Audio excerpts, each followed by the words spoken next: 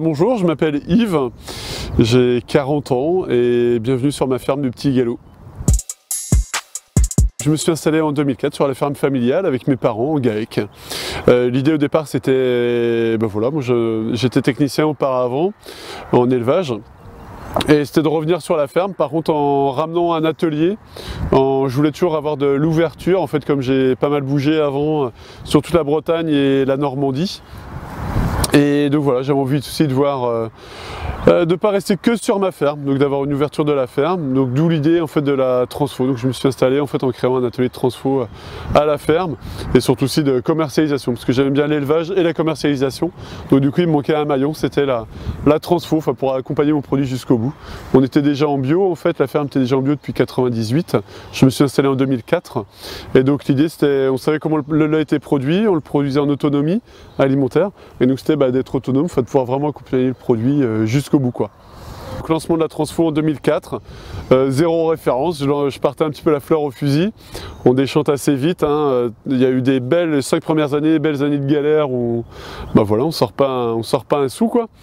Et donc voilà, on démarre avec des tout petits volumes, avec beaucoup de crème fraîche et de beurre, mais qui font qu'une valeur ajoutée. Donc au fur et à mesure, si on veut pouvoir embaucher, pouvoir réinvestir pour se remettre du confort, il faut aller chercher la valeur ajoutée, donc se poser plusieurs fois par an pour quand même regarder aussi un petit peu le bas de ligne et regarder un petit peu comment est-ce qu'on va pouvoir faire pour tout payer. Donc on a arrêté très rapidement beurre crème fraîche pour s'orienter plus sur des produits à plus forte valeur ajoutée. Et donc voilà, donc aujourd'hui, 15 ans après, donc là on transforme 400 000 litres de lait. Beurre crème fraîche ça a quasiment disparu. Et voilà, et donc on est 12 à travailler, j'ai 11 salariés avec moi sur la ferme, donc on a 500 000 litres de lait produit, 400 000 transformés.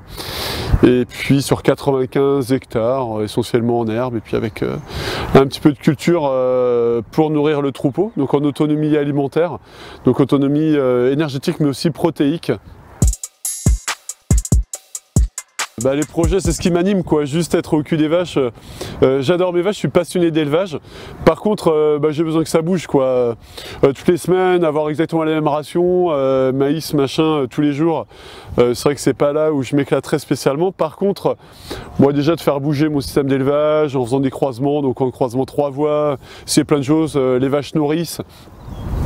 Donc on essaie tout ça. Bon après j'ai quand même des préoccupations, comme tout le monde dans les 10 premières années, c'était déjà de gagner ma croûte. Et puis surtout quand on embauche au fur et à mesure, c'était de payer partout, payer la banque et payer à la fin du mois tous les salaires et les charges salariales. Aujourd'hui je suis tombé sur un modèle où ça roule pas mal, surtout depuis qu'on est rentré dans le réseau invitation à la ferme, où on a un système de mutualisation qui permet de le dilapider, cette valeur ajoutée. C'est de la garder et du coup vraiment de la laisser sur la ferme et de nous permettre de faire des projets sympas. Maintenant, donc on est vraiment autonome, le fait d'avoir pu reprendre un petit peu de terre, donc 95 hectares, on est complètement autonome. Donc déjà, ça c'est quand même un gros point. Après, donc maintenant aussi, on a une grosse consommation énergétique du fait de la transfo. On était à peu près aujourd'hui, on serait à peu près à 3 000 € d'électricité par mois. Donc ce qui commence à faire une grosse charge. Donc là, j'ai fait le choix, donc comme là, vous pouvez voir derrière, du photovoltaïque avec de l'autoconsommation et revente en surplus. Et puis la microméthanisation avec pareil, autoconsommation du coup sur place. Donc en fait, on chauffe toutes nos cuves grâce au méthane qu'on récupère de notre faux salisier. Donc voilà, donc ça a été mis en place là. On est sur plein de choses aussi sur les cultures, en semi-simplifié également. Mais comme dans la vie, il ne faut pas que des projets pro, si on veut aussi garder un équilibre familial, parce que si en parallèle aussi j'ai mes 3 enfants en bas âge, donc j'ai envie vraiment de profiter.